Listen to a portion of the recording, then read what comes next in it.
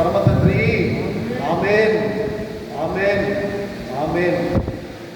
ఇంతటి మహత్తరమైనటువంటి చరిత్ర కలిగింది మన సంఘం. ఆషామాష సంఘం కాదు, అల్లాటప్ప సంఘం కాదు అని తుంకీగా దీని యొక్క చరిత్ర మనకు తెలియజేస్తూ ఉంది. చిన్ని బిడ్డలకు మనకు చరిత్రను తెలియజేయవలసినటువంటి వారు మంచిది. పిల్లల కొద్ది నిమిషాలు దేవుని యొక్క లేఖనాన్ని స్వీకరిద్దాం. తెలియజేసినటువంటి పత్రికా పాఠ్య భాగాన్ని బట్టి సారాంశం ఏంటంటే, గలతీ సంఘాన్ని హెచ్చరిస్తున్నాడు అపోస్తలుడైన పౌలు. అబ్రహాము అతని సంతతికి దేవుని వాగ్దానం నిబంధన ద్వారా అనుగ్రహించబడింది. విశ్వాసం విధేయతల ద్వారా అబ్రహాము దీన్ని సంపాదించాడు. విశ్వాసము విధేయతల ద్వారా దీన్ని ఆయన సంపాదించాడు. ఎవరు? అబ్రహాము. ధర్మశాస్త్రం మోషేకి ఇవ్వబడింది. మోషే గారి ద్వారా మన పితరులైనటువంటి ఇశ్రాయేలీయులు ఎంతో భయముతోనూ భక్తితోనూ నడువసాగేది. ఆ ఆఘోషాన్ని అబ్రహాము యొక్క కాలంలో అబ్రహాము దేవుని నమ్ముకున్నాడు. అబ్రహాము దేవుని నమ్మును, అది అతనికి నీతిగా ఎంచబడింది. అబ్రహాము కూడా ధర్మశాస్త్రం నుంచి వచ్చినటువంటి వాడు. అబ్రహాము కూడా మోషే ధర్మశాస్త్రంలో పుట్టి పెరిగినటువంటి వాడు.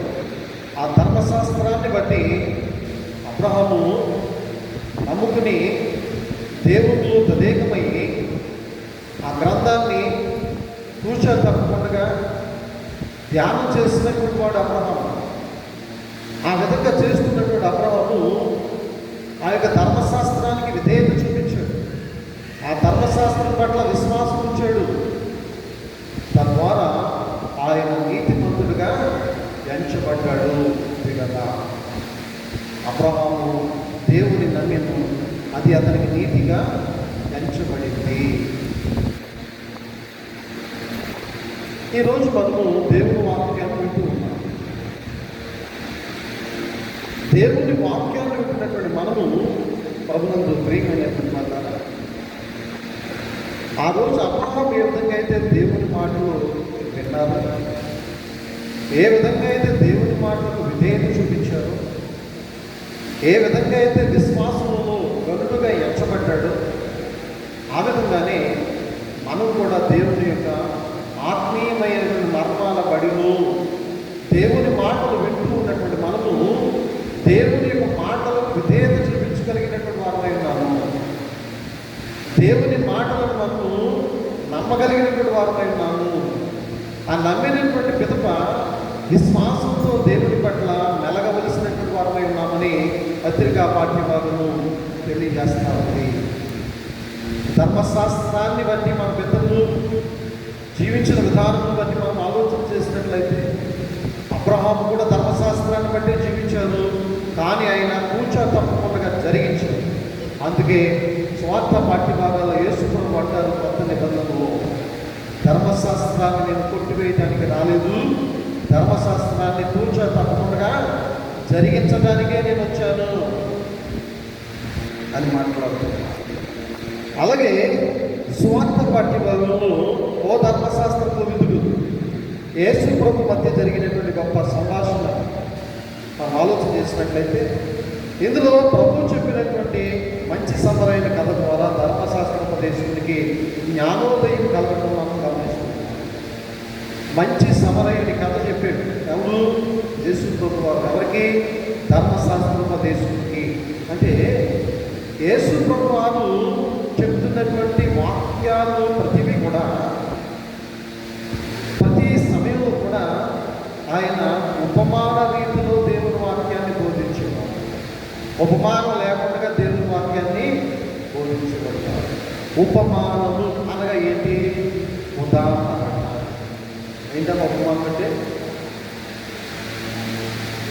దావీదు పరుపు తేలేదుగా కన్నీటి ప్రార్థన చేశాడు అనేది ఒక ఉదాహరణ. అంటే అంతగా ఆయన ప్రార్థన చేశాడు, అది ఉదాహరణ. దాన్ని పూర్వం ఉపమానము అని పిలుచుకున్నారు. ఉపమానము అని పిలుచున్నాం. ఈ విధంగా ఉదాహరణగా మనం ఆలోచన చేసినట్లయితే ఒక ధర్మశాస్త్రోపదేశకునికి అలాగే యేసు ప్రభు వారికి మధ్య కొంత సమయము చక్కని సంభాషణ జరిగింది. ఆ సంభాషణ ఉప్పు వేసినట్టుగా ఉంది. ఆ సంభాషణలో ఓ ధర్మశాస్త్ర కోవిదునికి చెప్పినటువంటి మాటలు, ఆ ధర్మశాస్త్ర కోవిదుడు యేసు ప్రభుకి వేసినటువంటి ప్రశ్న మనకు కనిపిస్తూ ఉంది. ఆ ప్రశ్నకు యేసు ప్రభు చెప్పినటువంటి జవాబు ఏంటంటే, ఆయన వేసినటువంటి ప్రశ్నే మరలా తిరిగి జవాబుగా దేవుడు ఆయనకి అందించారు. ధర్మశాస్త్రంలో ప్రధానమైన ఆజ్ఞలు ఏంటి? నేను నిత్య జీవంలోనికి వెళ్ళాలంటే ఏం చేయాలి అని అడిగాడు. ధర్మశాస్త్రంలో ప్రధానమైన ఆజ్ఞలు ఏంటి? నీ పూర్ణాత్మతోనూ పూర్ణ బలముతోనూ పూర్ణ వివేకంతోనూ నీ దేవుడు యెహోవాను ప్రేమింపవలను, నిన్ను వలె నీ పొరుగువాన్ని ప్రేమించవలను. దేవుణ్ణి పూర్ణ ఆత్మతోనూ పూర్ణ బలముతోనూ పూర్ణ వివేకంతోనూ మనం ఏం చేయాలటండి? ప్రేమించాలట. దేవుడిని పరమగీతంలో ఏ విధంగా అయితే సొలొమోను చక్కని జ్ఞానంతో యేసు ప్రభువుని అనగా పరిశుద్ధాత్మ దేవుణ్ణి, తండ్రి కుమార పరిశుద్ధాత్మ త్రియేక త్రిత్వమై ఉన్నటువంటి దేవుణ్ణి ఏ విధంగా ప్రేమిస్తున్నాడో మనకు కనిపిస్తూ ఉంది పరమగీతాల్లో. నా ప్రియుడు ధవళవర్ణుడు, రత్నవర్ణుడు, 10,000లో అతి కాంక్షణీయుడు. నా ప్రియుడు ధవళవర్ణుడు, రత్నవర్ణుడు, 10,000లో అతి కాంక్షణీయుడు అని సొలొమోను దేవాది దేవుణ్ణి ప్రేమిస్తూ ఉన్నాడు. షోలపతి అనేటువంటి పేరు మీదుగా మనం ఆలోచన చేసినట్లయితే, ప్రభునందు ప్రియమైనటువంటి వాళ్ళ ఈ విధంగా దేవుణ్ణి ప్రేమించాలి. పూర్ణ ఆత్మతో ప్రేమించాలి, పూర్ణ బలముతో ప్రేమించాలి, పూర్ణ వివేకంతో ప్రేమించాలి. అంటే పూర్ణ మనస్సు పెట్టి దేవుణ్ణి ప్రేమించాలి. ప్రేమించడం అంటే దేవుణ్ణి వెతకడం అన్నమాట. ప్రేమించడం అంటే ఏంటండి? దేవుణ్ణి వెతకడం అన్నమాట. దేవుణ్ణి ప్రేమించాలి, దేవుణ్ణి అర్థం చేసుకోవాలి, దేవునితో సహవాసం చేయాలి, దేవునితో మనము పెనవేసుకుని జీవించాలి. ఆయన యొక్క వాక్యాన్ని మనం అర్థం చేసుకునే విధంగా మనం దేవుని యొక్క సన్నిధిలో మనము ఉండాలి.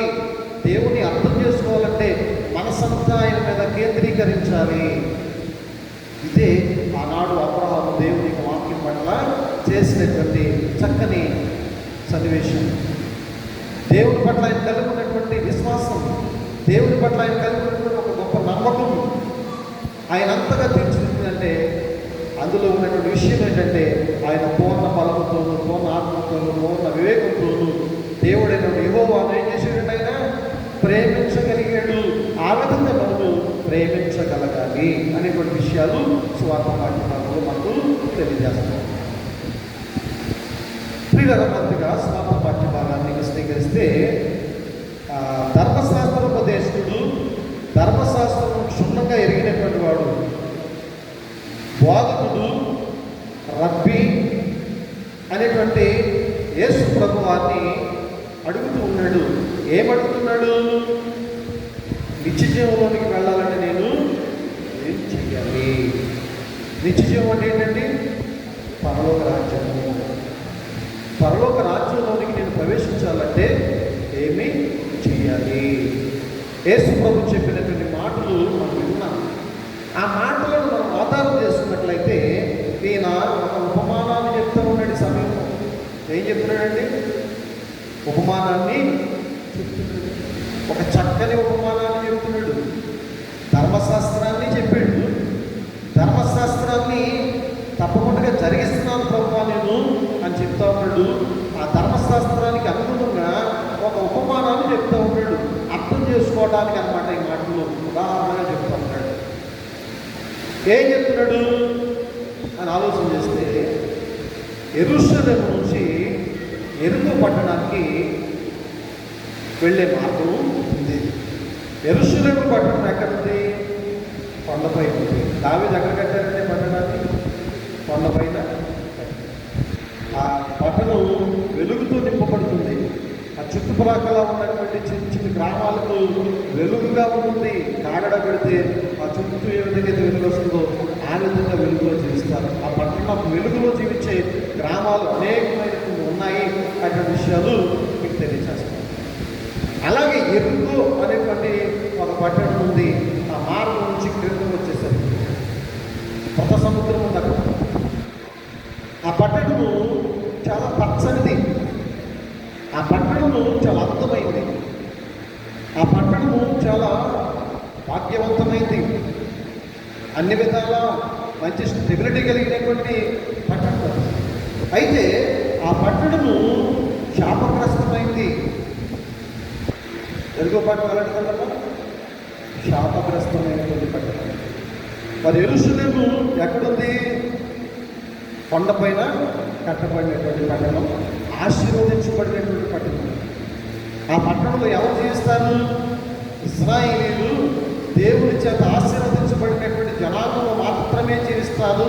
యెరూషలేము పట్టణమందు, యెరూషలేము పట్టణమందు ఆశీర్వదించబడినటువంటి జనాంగం మాత్రమే జీవిస్తారు. తగ్గినటువంటి జనాంగం అందరూ కూడా పట్టణం క్రింద ఎరుకో పట్టణము తదితర పట్టణాల్లో జీవించేవారు. అందులో ముఖ్యంగా ఈ ఎరుకో అనేటువంటి పట్టణము శాపగ్రస్తమైంది. విలాసాలకు, వినోదాలకు, వ్యసనాలకు కేంద్రమైనటువంటి పట్టణం ఇది. ఈ పట్టణము అది నేను మీకు తెలియజేస్తున్నాను. ప్రభువుకు ప్రియమైనటువంటి పట్టణం. ఈ యెరూషలేము నుంచి ఎరుకో పట్టణానికి ఒక యాజకుడు దిగి వస్తున్నారు. ఎవరు దిగి వస్తున్నారు? ఒక యాజకుడు దిగి వస్తున్నారు. మార్గ మధ్యలోకి వచ్చేసరికి అక్కడ ఎవరున్నారు? ఒక యూదుడు కొట్టబడి బట్టలు దొంగలు తీసేసుకుని, దొంగల చేత కొట్టబడి బట్టలు దొంగిలించబడి, ఆయన దగ్గర ఉన్నటువంటి సొమ్మంతా దొంగిలించబడి, ఒక యూదుడు అంటే ఆయన కూడా ఎక్కడ ఉండాలి? యెరూషలేములో. ఆయన ఎక్కడికి వస్తున్నాడు? ఎరుకకు వస్తున్నాడు. ఎరుకకు వచ్చే మార్గంలో జరిగినటువంటి దుర్ఘటన. ఈ దుర్ఘటనలో భాగంగా అతడు హింసించబడ్డాడు, నలుగురు కొట్టబడ్డాడు, దోచివేయబడితే ఆయన దగ్గర ఉన్నటువంటి సొమ్మంతా కూడా ఇంకా ఆయన దగ్గర చిల్లి కావ కూడా. ఆ సమయంలోనే ఒక యాజకుడు వస్తున్నాడు. యాజకుడు ఏం చేస్తాడు? యెరూషలేములో ఆయన పని ఏంటి? దేవుణ్ణి ఆరాధిస్తాడు, దేవుని ధూపం వేస్తాడు ఆయన ఒడ్డు చొప్పున. అటువంటి ధర్మం కలిగినటువంటి ఒక గొప్ప యాజకుడు ఆయన చూసి, అబ్బో మనకెందుకు వచ్చి గొడవ అని చెప్పేసి ప్రక్క నుంచి వెళ్ళిపోయాడు. ఏం చేసాడండి ఆయన? ప్రక్క నుంచి. ఫర్ ఎగ్జాంపుల్గా ఎక్కడైనా ఒక బలిష్టమైన యాక్సిడెంట్ జరిగిందనుకోండి, పొనవూపురితో ఉన్నాడు అనుకోండి, గాయాలతో రక్తసిక్తమైనటువంటి పరిస్థితుల మధ్య ఒక వ్యక్తి అప్పుడే స్మార్ట్ జరిగిందనుకోండి, మన ముందే కొంచెం సమయం అటు ఇటు జరిగిందనుకోండి, కొంతమంది భయంతోనూ నాకెందుకు వచ్చుకోవడమో, మళ్ళీ పోలీసుల మధ్య నేను ఎదుర్కొంటాను వాళ్ళకి చెప్తే ఆసుపత్రికి తీసుకెళ్ళి లోపు దీనికి ఏమైనా మొత్తం సమస్యతో నేను సంజాయిషి చెప్పాలి అనేటువంటి చెడు ఆలోచనతోటి చూసి చూడనట్టుగా వెళ్ళిపోతుంటారు. ఎలా వెళ్ళిపోతారండి? చూసి చూడనట్టుగా వెళ్ళిపోతారు, పట్టించుకోకపోతారు. అలా యాజకుడు ఒక ధర్మము, నియమము, నిబంధన కలిగినటువంటి వృత్తిలో ఉండి కూడా ఆయన్ని పట్టించుకోకుండా ఏం చేశాడు? పక్క నుంచి. ఆ తరువాత ఒక లేవీయుడు వస్తూ ఉన్నాడు. లేవీయులు ఏం చేస్తారు? దేవుని సన్నిధిలో పరిచర్య చేస్తారు. ఏం చేస్తారండి? యాజకుడు అయితే లేవీయులు పరిచారకులు, పెద్దలు, కాపురులు, సేవకు సహకరించేవాళ్ళు. దేవునికి ధూపం కావాలి, ధూపం, యాజకునికి ఏం కావాలి అవి అందించడానికి, ఆ బలిపీఠానికి, పరిశుద్ధ స్థలానికి, అతి పరిశుద్ధ స్థలానికి మధ్యలో పనిచేసేటువంటి వారు ఈ లేవీయులు.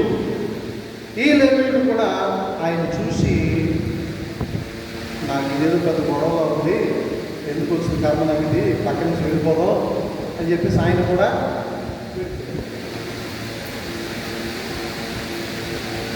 కాస్త అటా ఇటా అన్నట్టుగా ఉంది ఆ యూదుని యొక్క పరిస్థితి. అలా ఉన్నప్పుడు ఒక మంచి సమరయుడు ఆ మార్గం గుండా వస్తున్నాడు. ఎవరు వస్తారండి? సమరయుడు. సమరయుడు ఎవరు? సమరయులకి యూదులకి ససేమి పొంతన కుదరదు. మనకు తెలుసు, యాకోబు బావి దగ్గర యేసు ప్రభు యూదుడై ఉండి సమరయ స్త్రీని నీళ్ళు అడిగినప్పుడు ఆమె ఏం చెప్తుంది? అయ్యా, మేము పోసిన నీళ్లు మీరు త్రాకూడదు, మేము అంటున్నాము, మమ్మల్ని మీరు ముట్టకూడదు, మేము చేతులు పెట్టి మీరు తినకూడదు చెప్తుందో చెప్తా. ప్రభునందు ప్రియమైనటువంటి వాళ్ళ ఈ విధంగా లేవి, ఈ విధంగా మనం ఆలోచించిన సమరయులకు యూదులకు మధ్య వాగ్వాదం. సమరయ ప్రాంతం నుంచి వాళ్ళు వెళ్ళరు. యూదులు ప్రయాణం ఉందనుకోండి, ఆ సమరయ ప్రాంతం అంటే వెళ్ళరు. అవసరమైతే అలా తిరిగి వస్తారు. ఈ ముఖ్యంగా అంటే అలా తిప్పి ఎలా చూపించిందంటే వాళ్ళు అలా ముఖ్యంగా ఎలా చూపించడం వల్ల సులువా, లేదా అలా తిప్పి ఇలా తిప్పి ఇలా తిప్పి సులువా, అలా తిరిగి తిరిగి తిరిగి వెళ్ళేవారంటే కానీ వాళ్ళ ప్రాంతం వైపు కన్నెత్తి చూసేవారు కదట యూదులు. ఆ విధమైన పరిస్థితుల్లో ఈ మంచి సమరయుడు ఆగిపోయి ఆయనకు వాహనాన్ని అనగా గాడిదలు, గుర్రాలు, ఆ దినాలు వాహనాలు, గాడిదలు మేకనాలు అడవి ప్రాంతాల్లో, అరణ్య ప్రాంతాల్లో ఎక్కువ దూరం మోసుకెళ్ళేవి, ఎక్కువ భారాన్ని పోయగలిగేవి గాడిదలు. కనుక ఆ భారవాహనం అనేటువంటి ఆ యొక్క వాహనాన్ని నిలిపివేసి ఆయన వెళ్ళి గబగబ ఆయన్ని తిప్పి చూసేసరికి గాయమైపోయింది తలకి. ఆ దొంగలు ఆయన్ని కొట్టేశారు, మాట కూడా రావట్లేదు, ఒళ్ళంతా నలిగిపోయింది. ఆయన అన్కాన్షియస్లో ఉన్నాడు, అపస్మారక స్థితిలో ఉన్నాడు. ఆయన్ని ఈ యొక్క సమరయుడు చూసి ఆయన గాయాలు నూనెతో కడిగాడు. ఆయన గాయాలు ద్రాక్షారసంతో, నొప్పి లేకుండా ద్రాక్షారసంతో కడిగాడు. పరిశుభ్రం చేయడానికి నూనెతో కడిగాడు. నూనెతో కడగడం అంటే పెరాక్సైడ్తో కడగడం అంటే ఈ దినాల్లో NS బాటిల్స్తోనూ పెరాక్సైడ్తోనూ ముంగరుడు తల కడుగుతాను అలా కడగడం అన్నప్పుడు. ఈ ద్రాక్షారసంతో ఎందుకు కడిగారంటే ఆ బెటాడిన్ అలాగే వాషర్స్ ఏ విధంగా అయితే డాక్టర్స్ ఉపయోగిస్తారో నొప్పి లేకుండా, ఇన్ఫెక్షన్స్ రాకుండా, ఆ విధంగా ద్రాక్షారసం గతంలో పనిచేసేది. ఆ విధంగా అవసరమైనటువంటి సమయాల్లో ఆ ద్రాక్షారసం పురుషుకోమని అపోజినటువంటి పౌలు ఆ కడుపు పొర తాగడానికి పలానా సమయంలో ద్రాక్షారసం కొంచెం త్రాగని చెప్పేసి అపోజినటువంటి పౌలు తిమోతికి కొన్ని సమయాల్లో చెప్పినటువంటి దాఖలాలు మన లేఖన భాగాల్లో చూస్తూ వచ్చారు. అది మెయిన్ కాదు ద్రాక్షారసం అంటే. మనం ఈరోజు తీసుకున్నటువంటి ఆ ద్రాక్షారసం ఓన్లీ ద్రాక్షతో పులిగి పెట్టినటువంటిది మాత్రమే. దాంట్లో ఏ విధమైనటువంటి స్పిరిట్ కలవ అనమాట, చాలా ప్యూరిఫైడ్ ద్రాక్షారసం మాత్రమే. ప్రభునందు ప్రియమైనటువంటి ద్వారా ఈ విధంగా ఆయన కడిగి ఆయనను ఆ గాడి దక్కించుకుని ఆయన ఎక్కడ తీసుకెళ్ళాడు? తోటకూళ్ళు వారి యొక్క ఇంటికి తీసుకెళ్ళాడు. తోటకూళ్ళి వారి యొక్క ఇల్లు దేనికి సాదృశ్యం అంటే ఒక ఆసుపత్రికి సాదృశ్యం. ఫర్ ఎగ్జాంపుల్గా ఒక గవర్నమెంట్ ఆసుపత్రికి సాదృశ్యం. నేను ఇప్పుడు మీకు ఉపమాన రీతిలో చెప్తాను అనమాట, మీకు అర్థం అవడానికి. ఏమండి, ఏదైనా ఒక అన్కాన్షియస్ పేషెంట్ని మనం తీసుకెళ్ళి జాయిన్ చేస్తే ఆ గవర్నమెంట్ హాస్పిటల్లో ఏం చేస్తారు? వాళ్ళు వైద్యం చేస్తారు, మరియు ఆహారం కూడా పెడతారు. ఆయన అలాగా ఆ యొక్క స్థలంలో ఒక యవనస్తుడికి అప్పగించి ఆ తోటకోళ్ళవాని యొక్క ఇంటికి తీసుకెళ్ళి అక్కడ అప్పగించి ఆయనతో ఆయన పంచుకునేటువంటి విషయాలు ఏంటంటే కొంత మోకలు చెల్లించాడు. ఆయన మరలా చెప్తున్నాడు, నేను తిరిగి మరలా వస్తాను, ఈ లోపుగా దీనికి ఏమాత్రం వైద్యం అవసరమైన చెయ్యి, ఏమాత్రం ఆహారం కావాల్సిన పెట్టు, దీన్ని బాగా చక్కగా బలపరచు, నేను మరలా వచ్చి నీకేం కావాలో అవి నేను ఇచ్చేస్తానని చెప్తున్నాడు. ఎవరండి మంచి సమరయుడు? యేసు ప్రభువే కదా. పాట ఉంది కదా, మంచి సమరయుడిగా నా గాయాలు కడిగిన వేళ. పాండు ఒకసారి కొంచెం బాగా పాండమ్మా.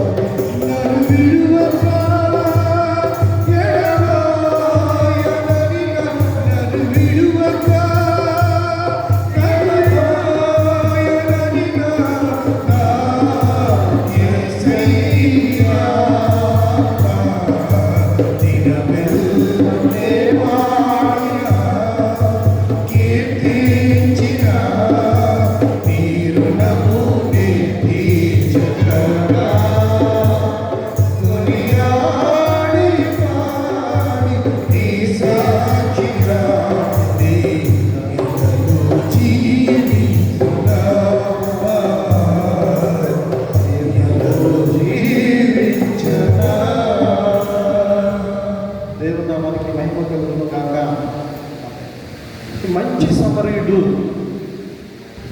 మనం నమ్ముకుంటున్నటువంటి దేవుడు కదా.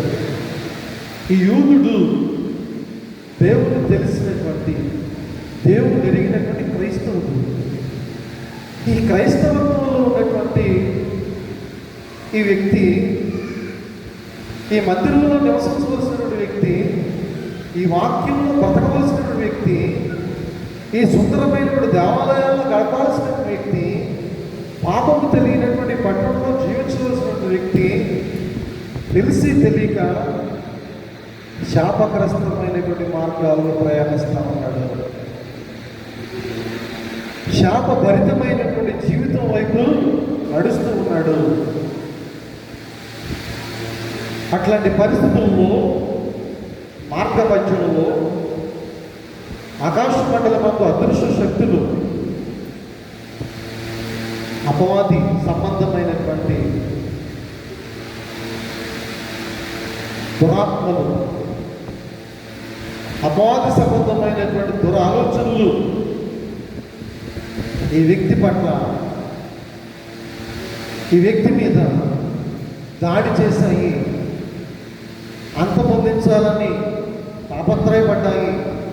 ఇతని క్రైస్తవ్యాన్ని తొలగించాలని, ఇతరులో ఉన్నటువంటి భక్తి శ్రద్ధలను తీసివేయాలని ఆశతో అవేం చేసి అంటే ఆయన ధరించినటువంటి వస్త్రాన్ని దొంగిలించేశాయి.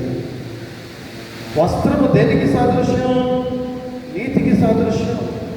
నీతి అనేటువంటి పైబట్టను నాకు ధరింపచేయి ప్రభువా అని యాజకులు ప్రార్థనలు చేస్తూ ఉన్నారు. నీతి అనేటువంటి పైబట్టను మనకు ధరింపచేసేది ఎవరు?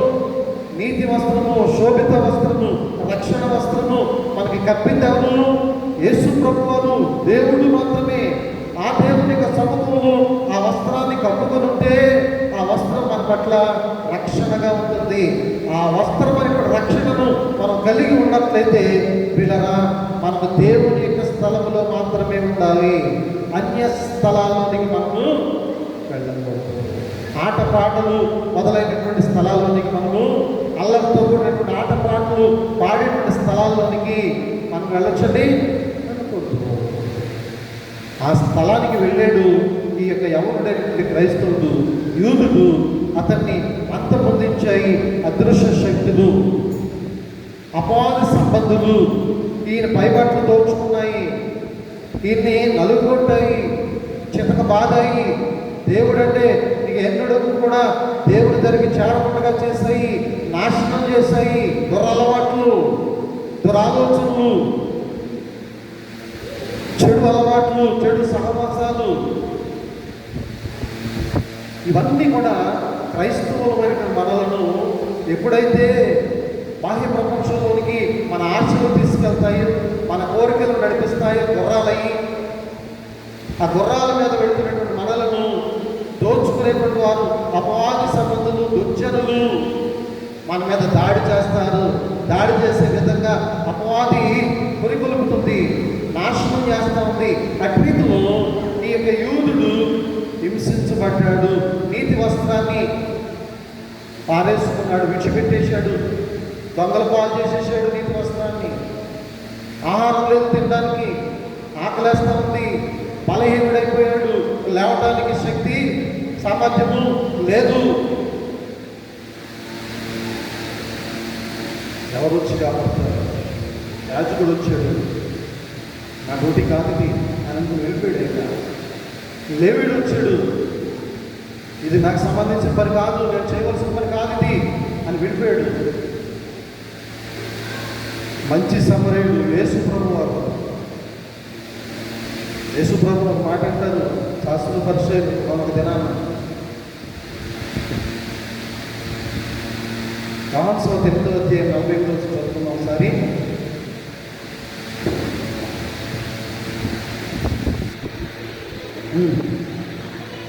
నీవు సమరయుడు, దెయ్యం పట్టినవాడువు అని ఆయనతో యేసు ప్రభు దావీదు కుమారుడు. ఎవరి కుమారుడు అండి ఆయన? దావీదు కుమారుడు. ఆయన ఏమంటారు యూదులు? నువ్వు దెయ్యం పట్టినటువంటి వాడువు, నువ్వు సమరయుడువు, సరైనటువంటి యూదుడు కాదు, సరైనటువంటి రీతిలో దేవుని యొక్క వాక్యాన్ని బోధించట్లేదు, సరైనటువంటి క్రమంలో ఒక యూదుడుగా నువ్వు జీవించట్లేదు, పాపలతో తిరుగుతున్నావు, పాపలతో సహవాసం చేస్తున్నావు, పాపలతో తిరుగుతున్నావు, పాపుల యొక్క గృహాల్లో తింటున్నావు. నువ్వు సమరయుడువు, నువ్వు దెయ్యం పట్టినటువంటి వాడువు, బెయల్జెబూలు దేవత మూలముగా నువ్వు దేవుని యొక్క సువార్త అందిస్తున్నావే తప్ప ధర్మశాస్త్ర సంబంధమైన నీతిని నువ్వు అనుసరించట్లేదు అని యేసు ప్రభుని ఎద్దేవా చేశారు ఒకనాటి యూదులు అని మీకు తెలియజేస్తారు. అంటే దేవుడు ఏమయ్యాడు? ఇప్పుడు శాపగ్రస్తుడు అయ్యాడు కదండి. ఆయన కూడా ఏం రాస్తారు సిలువు కదా, అయ్యన్నారై శాపగ్రస్తుడు యూదుల రాజు ఎవరంటే ఈయన ఏంటంటే ఈ పరిస్థితి ఏంటంటే శాపగ్రస్తుడు. ఒక శాపగ్రస్తుడిగా మనకు కనిపిస్తున్నాడు, ఒక సమరయుడిగా మనకు కనిపిస్తున్నాడు. ఆయన ఏం చేశారంటే మన పెద్దలాగా యూదులు సమరయుడిగా మార్చేశారు, అంటే సమరయుడిగా పోల్చారు. అటువంటి సమరయుడిగా ఉన్నప్పుడు ఆయన వస్తున్నాడు, యాజకుడిగా ముట్టుకోకున్నటువంటి పని, లేవీయుడిగా ముట్టుకోకున్నటువంటి పని, సమరయుడి స్థానంలో నిలబడి ఆయన చేసేది. సమరయుడి స్థానంలో నిలబడ్డాడు, సమరయుడి స్థానంలో నిలబడి ఆ ధర్మకార్యాన్ని చేసినట్లుగా మనకు కనిపిస్తూ ఉంది. ఆ ధర్మకార్యాన్ని ఎవరు చేస్తారు? దేవుడే చేస్తారు. మనం ఆకలైనటువంటి వేళలు అన్నీ పోగొట్టుకుని, నెత్తి నోరు కొట్టుకున్నటువంటి సమయాల్లో ఆరోగ్యం పోగొట్టుకుని, ఆస్తులు పోగొట్టుకుని, మనశ్శాంతి పోగొట్టుకుని, సమాధానాన్ని పోగొట్టుకుని, బిడ్డల్ని పోగొట్టుకుని, పిల్లల పశువుల్ని పోగొట్టుకుని, ఉద్యోగాలను పోగొట్టుకుని, దుర్భర పరిస్థితుల్లో మనం ఉన్నప్పుడు ఎవరు వచ్చారండి? ఎవరు వస్తున్నారు? ఆ సమరయుడే వస్తున్నాడు. లోకాశలకు, నేత్రాశలకు, శరీరాశలకు, జీవపు డబ్బాలకు ఉన్న దాంట్లో సరిపెట్టుకోకుండా ఉట్టుకి ఎగరదని ఆకాశానికి ఎగిరిందని నాకు ఇంకా సంపాదనలు కావాలని పందేలకు వెళ్ళిపోయి, రేసులకు వెళ్ళిపోయి,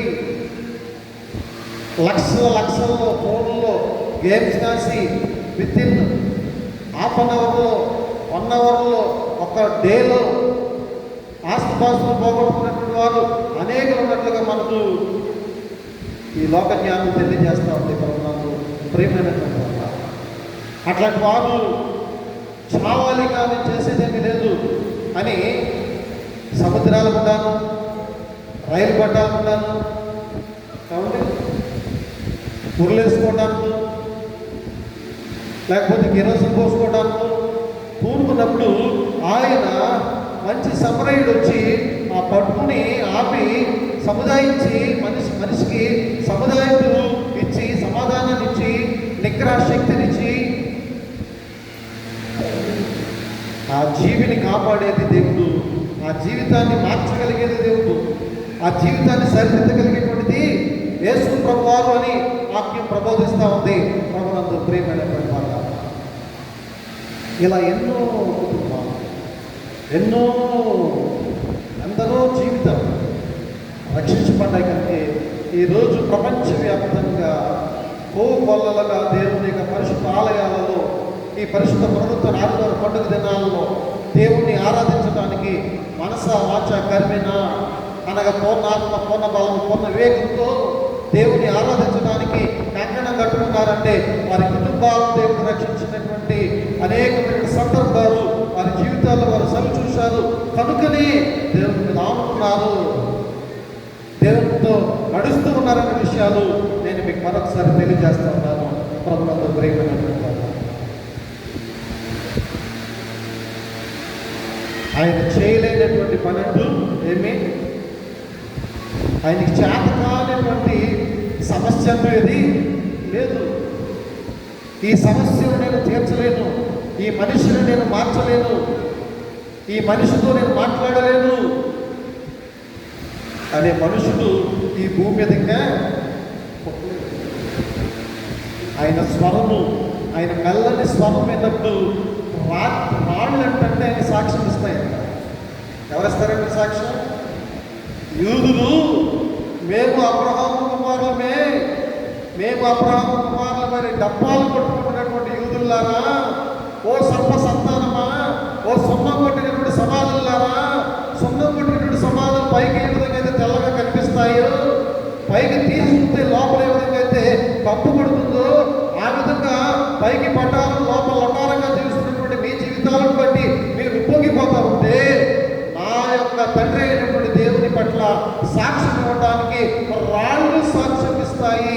రాతి హృదయాలను సైతము మాంస హృదయాలుగా మార్చగలిగినటువంటి వాడు నా తండ్రి కనుక నా తండ్రి యొక్క నామాన్ని మహిమపరచడానికి రాళ్ళు సాక్ష్యం ఇస్తాయి, రాళ్ళు నూతనంగా జీవిస్తాయి.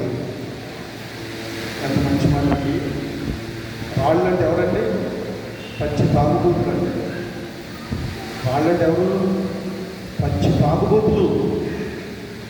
ఎంత తాగుతారో తెలియకుండా తాగి వస్తూ ఆ పొలంలో కంపల్లో పడిపోయేటట్టున్నారండి. ఎవరు లేవనెత్తుతారు? తెలియని వారు ఎవరైనా లేవనెత్తుతారా? ఆ భార్య, ఆ పిల్లలు, తల్లి, తండ్రి ఎంతగా వారు క్షోభిస్తారు, ఎంతగా వారు వేదన చెందుతారు. అట్లాంటి ఒక వ్యక్తిని లేపి నిలబెట్టేది ఎవరండి? లేపి నిలబెట్టాడు దేవుడు. అట్లాంటి వ్యక్తిని లేపి నిలబెట్టాడు. అట్లాంటి వ్యక్తితో దేవుడు స్వార్థ పని చేతపట్టాడు. అట్లాంటి వ్యక్తితో దేవుడు తను అభిషేకించి స్వార్థ చేయమని చెప్పాడు, అతనితో మాట్లాడాడు.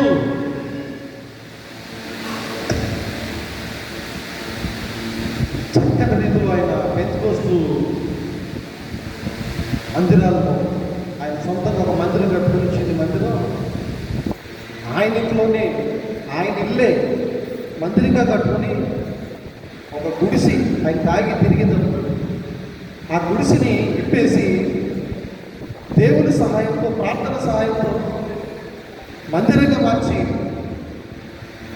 ఆ మందిరంలో ఆరాధన చేసుకుని, ఆ మందిరంలో మీటింగ్స్ పెట్టించుకుని, ఆ మందిరంలో స్వార్థ చెప్పి ఆ ప్రాంతంలో ఉన్న వారికి అందరికీ కూడా దేవుని సువార్త అందించి ప్రతి ఒక్కరి యొక్క యోగక్షేమాల నిమిత్తం తెల్లవారుజాము 3 గంటలకు నిద్రలేచి తెల్లారి 5-6 వరకు కూడా మోకాళ్ళు తిక్కుండగా కన్నీటితో ఒళ్ళని ఏడుస్తూ ప్రార్థన చేస్తున్నటువంటి వ్యక్తిగా దేవుడు మార్చగలిగాడే.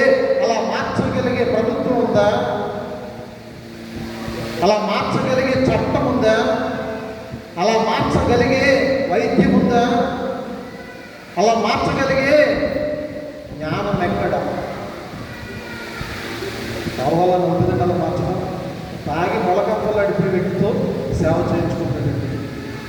అయితే బాబాయ్ నిన్నటి వరకు నేను ఇలా పడిపోయి ఉండేవాడు కదా, అలాంటి వ్యక్తి మన యోగాక్షేమాల నిమిత్తం ఇంతగా కన్నీటితో ప్రార్థన చేస్తూ ఉన్నాడు, ఇంతగా దేవుడు మన వరకు వేదన పడుతూ ఉన్నాడని ఆ ప్రాంతంలో ఉన్నటువంటి అతని యొక్క స్వజనులందరూ కూడా తన పట్ల మంచి ఆలోచన కలిగి ఉండి చీ అని చీతన కొట్టి వెళ్ళిపోయా, ఒక పని ఉంది, మా ఇంటికి రావద్దు ఈ సమయంలో అని చీతరించుకునేటువంటి వారు వెళ్ళి కాసేపు కాలక్షేపంగా ఏమైనా 2 మాటలు చెప్తాం, 2 మాటలు విందాం అని వాళ్ళ దగ్గరికి వెళితే త్రాగి అవతల పంపనేటువంటి వారు, అయ్యగారు మా ఇంటికి రండి, ఆతిథ్యం పుచ్చుకోండి, మా బిడ్డకి ప్రార్థన చేయండి, మా కుటుంబ క్షేమం కొరకు ప్రార్థించండి అని అడిగే విధంగా తన జీవితాన్ని మార్చగలిగింది మంచి సమరయుడు. ఇది ఉదాహరణగా నేను జరిగినటువంటి సంఘటనను ఉదాహరణగా తీసుకుని నేను మీకు చెప్తా ఉన్నాను. ప్రియమైనటువంటి ఇలా చరిత్రను సృష్టించేవాడు దేవుడు. చరిత్ర సృష్టిస్తాడండి దేవుడు. ఏం సృష్టిస్తాడమ్మా? దీనులుగా అజ్ఞానులుగా పామరులుగా ఎందుకు కొరకాలేటువంటి ఒక శాస జనాంగంగా మిగిలిపోయినటువంటి వారి చేతులు దేవుడు ఏర్పాటు చేసుకున్నటువంటి బిడ్డలుగా, దీవించబడినటువంటి బిడ్డలుగా, ప్రత్యేకించబడినటువంటి బిడ్డలుగా ఎన్నిక చేసుకుని ప్రత్యేకించుకుని దేవుడు ఆ యొక్క గుంపులో, ఆ ఇతర గుంపుల్లో ఆయన ఉండి పరిశుద్ధమైనటువంటి జీవితాన్ని వారికి అలవాటు చేసి పరిశుద్ధులుగా వారిని నడిపించి బలపరిచి చక్కని రీతిలో వారిని వారి కుటుంబాలను దేవుడు ఆశీర్వదించగలడు. అలా ఆశీర్వదించగలిగే దేవుడు యేసు ప్రభువు వారు మాత్రమే అని నేను మరొకసారి తెలియజేస్తున్నాను. ఈ విధంగా సమరయుని యొక్క కథనాంతరంలో సమరయుని యొక్క ఉపమానంలో మనం చాలా మంచి నీతిని నేర్చుకోగలిగినటువంటి వారమే ఉన్నామని నేను మీకు తెలియజేస్తాను. అలాగే పత్రిక పాఠ్య భాగంలో మనం ఆలోచన చేసినట్లయితే అబ్రహాము ఏ విధంగా అయితే దేవుని యొక్క కుమారుడు, అబ్రహాము ఏ విధంగా అయితే ఆయన యొక్క వాగ్దాన పుత్రుడు, అబ్రహాము యొక్క వారసులను ఏ విధంగా నీ సంతానం ఆశీర్వదించబడుతుంది అని దేవుడు అబ్రహాము బట్టి వాగ్దానం ఇచ్చాడు. ఆ వాగ్దానం నెరవేర్పు ఎవరు అని ఆలోచన చేస్తే యేసు ప్రభు. యేసు ప్రభు ఎక్కడ పుట్టాడండి? అబ్రహాము వంశంలో, దావీదు వంశంలో జన్మించాడా లేదా? సాక్షాత్తు సర్వసృష్టిని ఏలగలిగేటువంటి దేవుడు, సర్వసృష్టిని పాలించగలిగేటువంటి దేవుడు, సర్వసృష్టిని తన కనుసైగలతో నడిపించగలిగేటువంటి దేవుడు, ఉగ్రుడు. ఆయన కనులు అగ్ని జ్వాలామయమైనటువంటి, ఆయన పాదాలు అపరాజ్యమైనటువంటి, ఆయన కనులు ఏంటంటే అగ్ని జ్వాలామయమైనటువంటి కనులు ఏంటండి, ఆయన పాదాలు అపరాజ్యమయమైనటువంటి. ఆయన స్వరూపాన్ని చూసి తట్టుకోగలిగే నరుడు లేడు. అందుకే ఏ ఒక్కరికి కూడా బాహ్యంగా ఆయన కనిపించట్లేదు. ఆంతరంగికంగా ఆ రోజు మగ్దలేని మరియకు ఏ విధంగా కనిపించారు, ఆ విధంగా మాత్రమే అక్షయ శరీరంతో దేవుడు ఒక వెలుగుగా, ఒక అగ్నిగా మాత్రమే కనిపిస్తూ ఉన్నాడు. సీనాయి కొండ మీద మోషేకి కనిపించినట్లుగా అగ్ని రూపంలో కనిపిస్తున్నాడు, గాలి రూపంలో కనిపిస్తున్నాడు, నీరు రూపంలో కనిపిస్తున్నాడు, దర్శనాల్లో కనిపిస్తున్నాడు, కళల్లో కనిపిస్తున్నాడు. మీ యవనులు దర్శనాలు చూస్తారు, మీ వృద్ధులు కళలు కంటారు. వాక్యముడి అంటారు, వాక్య నెరవేర్పు అని మీకు తెలియజేస్తాను. ఆ విధంగా నేను అబ్రహాము కుమారుని అనుకుని నామకార్థ క్రైస్తవుడుగా బ్రతికినటువంటి జక్కయ్య ఒకానొక రోజు చెట్టెక్కిడు. దిగురా, నీ ఇంటికి ఏమొచ్చింది? రక్షణ వచ్చింది. నీ మనసు మార్చుకున్నావు, నీ పాపముని ఒప్పుకున్నావు, నీ పాపం నుంచి నువ్వు తప్పుకున్నావు. ఇప్పుడు నువ్వు అబ్రహాము కుమారుడివి. ఇంతకుముందు నువ్వు అక్షరార్థమైనటువంటి అబ్రహాము కుమారుడివి, చెప్పుకోవడానికి మాత్రమే అబ్రహాము కుమారుడివి, కానీ అబ్రహాము వంటి విశ్వాసం నీలో లేదు. కానీ ఇప్పుడు నువ్వు అబ్రహాము కుమారుడివి. నీకేమొచ్చింది? రక్షణ వచ్చింది. మారు మనసు లేనటువంటి క్రైస్తవులు, వ్యసనాక్రాంతులైనటువంటి క్రైస్తవులు, చెడు అలవాట్లు కలిగినటువంటి క్రైస్తవులు, చెడు తలంపులతో జీవిస్తున్నటువంటి క్రైస్తవులు, అరకొర భక్తి చేస్తున్నటువంటి క్రైస్తవులు, దేవుని కీర్తించలేనటువంటి క్రైస్తవులు, దేవుని ప్రార్థించలేనటువంటి క్రైస్తవులు, దేవుని ఎడల భయభక్తులు లేనటువంటి క్రైస్తవులు, ఎందరో గోకులుగా ఉన్నటువంటి ఈ దినాల్లో కూడా నేను అబ్రహాము వారసుడిని అని జీవిస్తూ ఉన్నటువంటి క్రైస్తవులు, నామకార్థ క్రైస్తవులుగా ఈ యొక్క మధ్యాహ్న కాల సమయంలో మనం కనిపిస్తూ ఉన్నారు. మరి ఎవరు నిజమైనటువంటి అబ్రహాము కుమారులు? ఎవరైతే దేవుని వాక్యం నుండి పుడతారు. యేసు ప్రభు వారు అబ్రహాము యొక్క వారసుడిగా పుట్టాడు. యేసు ప్రభు యొక్క వారసుడిగా దేవుని వాక్యానుసారమైనటువంటి జీవితాన్ని ఎవరు ప్రారంభిస్తారో, దేవుని వాక్యానుసారమైనటువంటి అవలంబన ఎవరు కలిగి ఉంటారో వారే నిజమైనటువంటి క్లర్క్ అనేటువంటి వ్యక్తిని అమెరికాలో మంచి స్మార్ట్ ఇంటర్నెట్ చేసే పని మంచి స్మార్ట్ కంఠాపదంగా దేవుని వాక్యాన్ని బోధించగలిగేటువంటి సమర్థుడు, పరిశుద్ధాత్మ నిపుణులతో దేవుని వాక్యాన్ని బోధించగలిగే యోధుడు. ఒక యవనస్తుడు పెద్ద మీటింగ్లు ఆయన వాక్యం చెప్తుండగా గంతో షూట్ చేసి చంపేశాడు. నన్ను వచ్చినట్టు వార్తలు ప్రభుత్వ ప్రియమైనటువంటి వాళ్ళ అమెరికా జరిగిన సంగతి, అమెరికాలో మన భారతదేశంలో కాదు. ఎందుకని ఈ విధంగా జరిగింది? ఆయన చెప్తున్నట్టు మాటలు ఏ విధంగా ఆ యొక్క ఎవరిని నొప్పించాయంటే, అతను పాపంలో ఉన్నాడు. దేవుని యొక్క కుమారులుగా ఎంచబడినటువంటి వారిని, దేవుని యొక్క బిడ్డలుగా నాడిస్తున్నటువంటి వారిని, దేవుని యొక్క సత్యాన్ని బోధిస్తున్నటువంటి వారిని ఎవరు హింసిస్తారు, ఎవరు తోలనాడతారు, ఎవరు ఐ హేట్ యు అంటారు, ఎవరు వద్దంటారు అంటే పాపంలో మునిగి తేలుతున్నటువంటి బాండింగ్ మ్యారేజెస్. సంవత్సరం నా భార్య నువ్వు, నీ భర్త నేను, సంవత్సరం తర్వాత నువ్వెవరు నాకు అనేటువంటి కమిట్మెంట్స్, కాంట్రాక్ట్స్, వేల కొలది అబాషన్స్, మద్యపానం, అల్లంతో కూడినటువంటి ఆటపాటలు, క్లబ్బులు, పబ్బులు, వ్యాపారాలు, మందిరాల్లో మాత్రం సూట్లు, బూట్లు, చాలా పక్కాగా సిస్టమ్. ఈ విధంగా ఉంటున్నటువంటి జనులను ఆయన ఉద్దేశించి మాట్లాడుతూ, ఇది కరెక్ట్ కాదు. దేవుని మందిరంలో మీరు ఎలా ఉంటున్నారో బాహ్య ప్రపంచంలో కూడా అలా ఉండడానికి ప్రయత్నం చేయండి. ఈ కాంట్రాక్ట్ మ్యారేజ్ రద్దు చేయండి. భార్యకు భర్త, భర్తకు భార్య జీవితాంతం ఆ యొక్క దాంపత్యం వర్ధిల్లాలి. అది పుణ్యమైనటువంటి దాంపత్యం, అది పరిశుద్ధమైనటువంటిదై ఉండాలి, పవిత్రమైనదై ఉండాలి, నిష్కళంకమైనదై ఉండాలి కాదు అని వాక్యం బైబిల్ చెప్తా ఉంది అని బోధించినప్పుడు ఒక మంచి గంభీరమైనటువంటి స్వార్థం ఉంది. ఈయన కూడా పెద్ద ముసలాయనే కాదు, యవనస్తుడు, చక్కని మంచి యవనుడు. అటువంటి యవనుడిని చంపేసి అఫ్కోర్స్ ఎంత వాక్య నెరవేర్పు, వాక్య నెరవేర్పు. చంపినందుకు మనం బాధపడాలో గర్వపడాలో తెలియదు అన్నట్టుగా ఉండే పరిస్థితి వచ్చినప్పుడు. ఎందుకంటే గర్వపడాలి చెప్పాలని, ఎందుకంటే దేవుని వాక్యాన్ని బోధించడానికి రానున్న దినాల్లో గడ్డు దినాలు రాబోతూ ఉన్నాయి. వాక్యం అనేటువంటి నీవు దేవుని వాక్యాన్ని నీ బిడ్డలకు భాస్కాలనే కట్టాలి.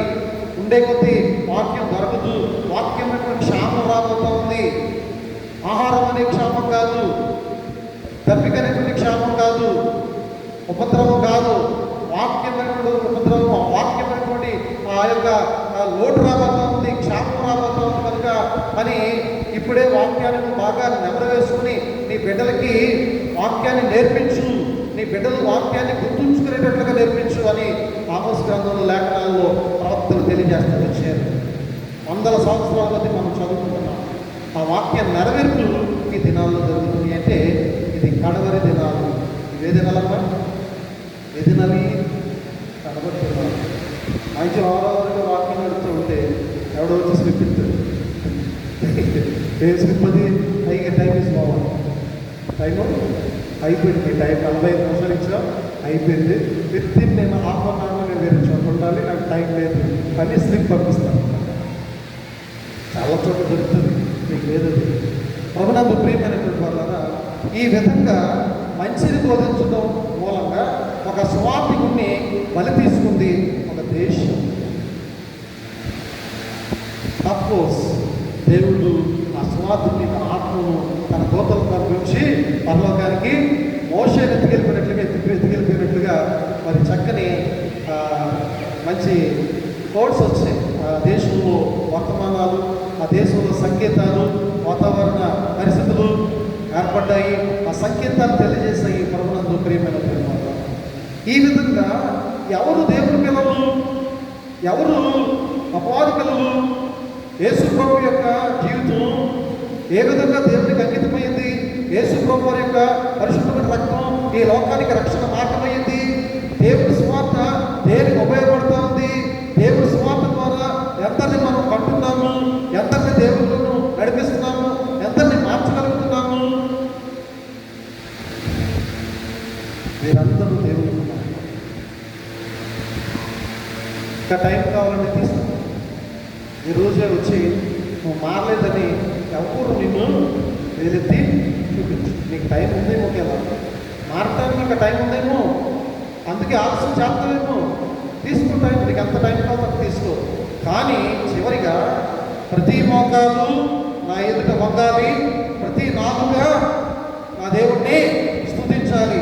ఈ రెండు నీ జీవితంలో కొన ఊపిరి ఆగిపోయేటువంటి లోపైన నీ రాజ్యంలో నన్ను జ్ఞాపకం చేసుకొని ప్రార్థించగా తప్పదు. నీ రాజ్యంలో నన్ను జ్ఞాపకం చేసుకో బ్రహ్మా, నా బలమంతా పోయింది. సంసోన్లాగా ప్రార్థన చేయక తప్పదు. దావీదులాగా కన్నీటితో దేవునికి మొరపెట్టడం తప్పదు. అంతవరకు ఎందుకు ఎంత స్వార్థ ప్రబలతో ఉన్నటువంటి సమయాల్లో మన జీవితాలను సరిదిద్దుకుని చక్కని మార్గాలు నడిపించుకుని మంచి పేరు ప్రఖ్యాతలు తెచ్చుకునే, ఏ పేరు లేనటువంటి మనకు వ్యక్తిగతంగా చక్కని పేరు తెచ్చుకునే విధంగా, మంచి పేరు తెచ్చుకునే విధంగా, దేవుని యందు, దేవుని దయందు, మనుషుల దయందు వృద్ధిల్లేటట్లుగా మన కుటుంబాలు ఎదగాలనేటువంటి విషయంలో ఈ యొక్క పాఠ్యభాగాలు నేను తెలియజేస్తున్నాను. మరి ఆ విధంగా పరిశుద్ధాత్మ దేవుడికి మనం ఆస్వాదించుగా సమస్త జ్ఞానం ఇచ్చిన దేవుని సమానం యేసు క్రీస్తు వల్ల మీ హృదయములకు, మీ తలపులకు కావాలి గాక. ఆమేన్. దేవా